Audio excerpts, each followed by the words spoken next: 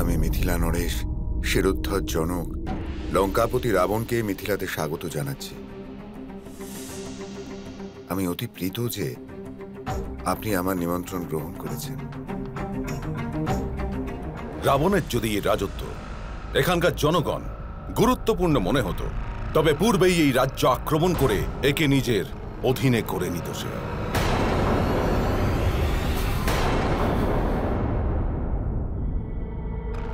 আমি তোমার নিমন্ত্রণ গ্রহণ করেছি, এ সত্যিই তোমার সৌভাগ্যের কথা রাজর্ষি। অন্যথায়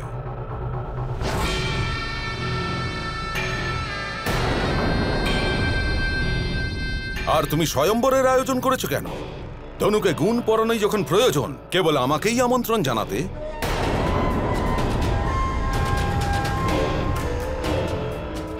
এত জ্ঞানী তুমি, অথচ এটুকু জানো না আমি মহাদেবের সবচেয়ে মহান ভক্ত। আর আমি ব্যতীত এটা কারো পক্ষে সম্ভবই নয় যে ওই ধনুককে তুলে ধরে। গুণ পরানো তো দুরস্থ।